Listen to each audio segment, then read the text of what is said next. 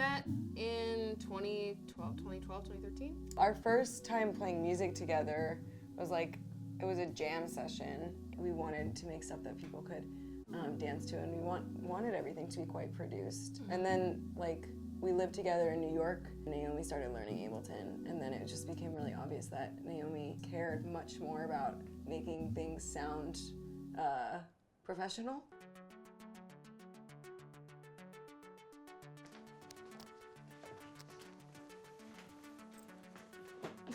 No.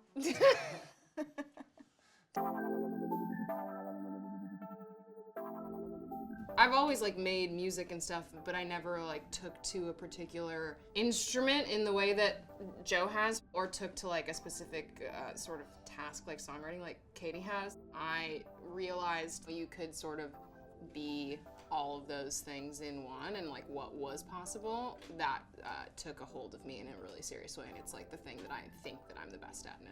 Still working, but like, yeah, it's what I'm supposed to be doing. It's already at 120. We'll do a dance beat.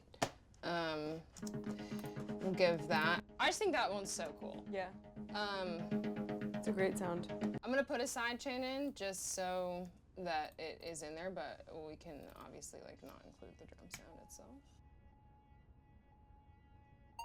I feel like the process changes all the time.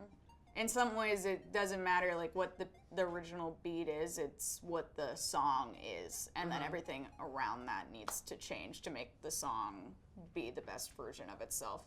I think it's almost like the thing that's taken long is not figuring out the process, but like becoming more patient, like patient with each other. It's more of like the spiritual journey of like being creative with other people that takes a long time to like develop and have there be like harmony. And not ruin a song, you know what I mean? You can work on a song too much for the point where it's like, I start to get this feeling where I'm like, I can't hear this. Like my brain's not processing this audio. Or you can't imagine it being different than what it is. You get too attached to it, of being a certain way. It can be seen as a very like mechanical, methodical process of like, how am I gonna make this chorus big? And like how all these like, you know, like just all this like kind of silly stuff that we talk about, but like what I've tried to sort of see it as is more narrative based, in the sense that the song is also a narrative, and like how are you telling a story with what you're doing with sound? Like that's the point of it. We experimented with trying to make a guitar sound not like a guitar, and being able to manipulate its inherent sound into something else. And a big way that we've done that is through the use of the EBow.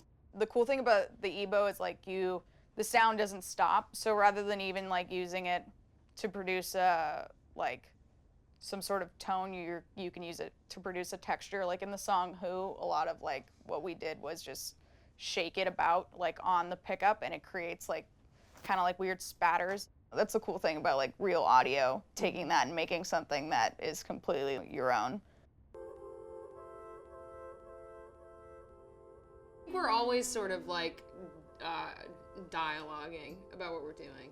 I feel like we've developed somewhat of a language and a way to talk about things and a way to go about doing things internally that makes it easy for everyone.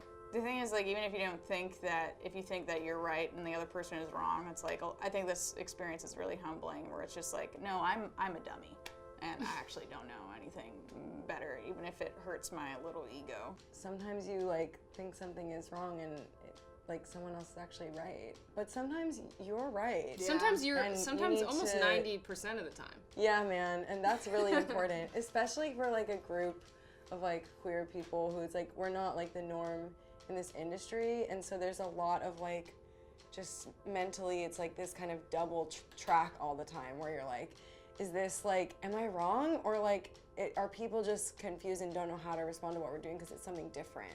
You know, you don't want to throw the baby out with the bathwater.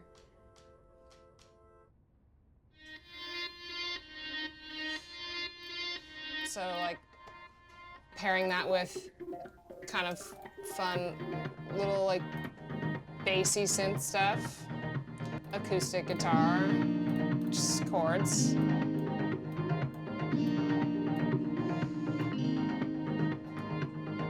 mean, this is something that took like about 2 minutes. That's one way that you can mess with EBow stuff.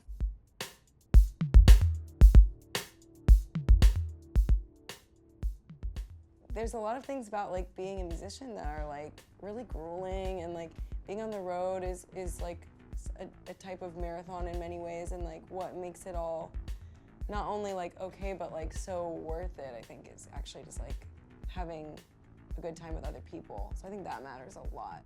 Given that I've found such useful stuff due to like some very detailed searches on Splice to this day, the stuff that I uploaded, like I use it. I hope just people can use it. That's what we hope when we make music in general. It's like, use this. This is for you. Like, I'm making this so that someone else can like hopefully feel this sense of relief that this made me feel, or like what Katie's songs make me feel. Like, she's able to write songs that don't reflect my personal life experience, but I feel them like in my soul, and like we hope to do that with the sonics of everything as well. Like, it's not about us necessarily. It's about like the work. It's you're doing a service. That's what you're put here to do. If that's your skill, like you're meant to share that for other people, for the benefit of like the world at large.